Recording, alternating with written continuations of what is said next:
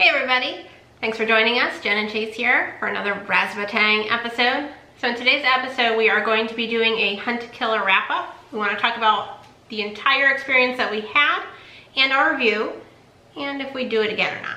Yeah. So I think maybe we take the format of like a couple good things, a couple bad things, and then we'll do our overall recommendation. Okay. You want me to go first? Yeah, I'll let you go first. Okay, some good things. I do think that it was fun. We were able to like work together and read through the information and kind of bounce ideas off each other. And it was something to kind of talk about. Like when we got the first box and we've solved, the first piece and who was going to be eliminated, we were able to talk about it after and be like, so what do you think this is gonna be? And oh, I think that this person did it. So I think that part was cool. I also like that you were able to get the boxes as soon as you wanted them. Like you don't have to wait a whole month. I was able to go online and say, send the next box now. Because that was one thing that it was hard to remember everything. Right. And you really needed to go box by box. How about you? Well, some of the good stuff, I'd say some of the good stuff is that it was challenging. Like I know that you have like a murder mystery, so it's not going to be exactly blatantly obvious who did what or whatever. I think it was really cool because some of the clues from one box kind of played into helping with paired to some of the evidence from the next box to help eliminate somebody. So you might have like a key early on, but you might not know the lock that it goes to later or something. So sort of to your point, as far as how we're able to how her and I were able to communicate and talk about like, oh, do you think this is, or what do you think that is? To throw out one of the cons, not a con, but one of the problems I would have had with it would be is if you were someone who was doing this alone as opposed to with someone. Because if you're doing it alone, it might be like a fun little puzzle or whatever, but there's like it's fun to talk to with someone while you do it. So I would say that if you have someone who's always going to be there that you can do it with constantly, like say for example your wife or a girlfriend or boyfriend or whoever, that's really good. But if you don't have someone that you can do it with and get excited about to look forward to that next box with, I think that might be kind of...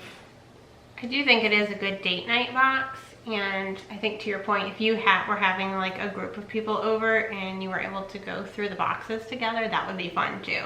I would even say like saving them all up or getting them all at once. Yeah. And then like if you had like a weekend or whatever to work through them, it would be really fun. I think the biggest con for me was just the pricing of it.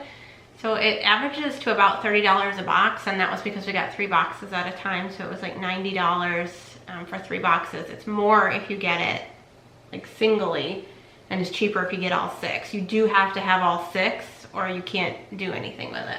Yeah, this is definitely not something that you could start like try once and be done. Right, and try one box. I mean, like if you like a murder mystery or whatever, like you could do one box at a time, but you're not going to get that overall sense of accomplishment if you don't do all the boxes, because the end goal is to find out who killed the one person. And all you do is eliminate someone. And if you eliminate one person from the box, you still have from your pool, a dozen other suspects or whatever. So you might be able to get just one and see, like, oh, I eliminated one person, but you're not going to really get the full enjoyment out of it if you don't do all of them. And I think that the cost adds up. And I'm not sure, I don't know if the overall cost though is worth it. I think that's a con for me. So yeah, that's what I was gonna say. Everything came with like one of these packs that was like the file with witness statements or receipts or anything that was gonna help with the crime scene. And then there were pieces that were on the computer as well that you had to go to. I would have rather just had everything in paper format or everything be in computer format, because it was kind of a pain to jump between the two. Mm-hmm. And it would be nice to have just the hard copy, because then you can kind of like spread it out and compare. But it came with this, and then like, one or two maybe like little things. And I don't, like one of the things we got was a stroll. Which, cute, but I mean, it's not worth $30. Right, a couple pieces of paper that they use over and over again. I mean, I get the idea of like there's time that goes into developing the product, or like actual photos. Yeah, and they want to have like a return, or on their investment in the product. But in the end, it's like, it's just a folder with some papers and maybe like a knickknack, like a troll, a koozie, a bean bag, a little hacky sack that's half styrofoam and half bean. So I mean, it's not even really, it's not the best quality in the world. I think, yeah, I was gonna say the fanny pack, which is kind of an ugly color, but it's supposed to be like the 80s. Yeah. The alien socks that you got. Yeah, those alien socks, those were cool. But I don't think that a couple of papers that they can reprint over and over and then throw in a troll, for example, or a little packet of paper, I don't know if that warrants the full cost for each box. I mean, you think about in the end, right? How many boxes is it? 6 boxes, and it's how much per box? $30. $30 per box. What does that come to? $180. $180. So $180. You have a fanny pack, a troll, a can koozie, and some socks, and a hacky sack and some socks for 180 bucks and a bunch of paper. I mean, some of them came with like actual photos. We did have the map, so it wasn't like just that. Yeah. But I don't know that the overall experience was worth $180. Right, and I'm not saying that the $180 is the cost of like the stuff and that's how they offset, Yeah. because I know you're paying for the experience. I totally get it. I just don't know if all of it together is fully worth the full $180. There's a lot of stuff for $180 I would probably rather get than do all that. But it's definitely, it's a very cool experience, at least to do once. Yeah. I would think personally, I don't know about anybody else, but I think for like $100, I think it would be good to get like have all of this and do it maybe. I agree. I think it's like maybe a one-time thing. We won't do it again. No, I don't think so. It was fun. It was fun. I do recommend doing it maybe once, but not a second time. So I think like we can have this thing where it's like so fly or bye-bye. So for me, this was bye-bye. Bye-bye.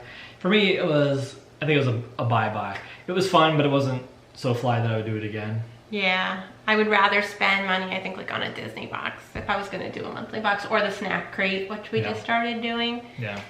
But I would love to hear your guys' thoughts, because I know there are tons and tons of videos out there on the Hunt to Killer series. So if you've tried it, I'd love to hear if maybe the other episodes maybe have better stuff with them, or are a little bit more fun than the Class of '98 series, because it could just be this was not that great of a series. I know that they have more in-depth series that they have from the Hunt to Killer. I think they have some that are like 6 big killers, you know. Yeah, those are more expensive. They're more expensive. And don't get me wrong, when I talk about some of the items that are in, I mean, there was more items than what I'm talking about here. Like there's a little black light, and there's like a lock, and I think one of them has like a kind of a nifty looking little flash drive.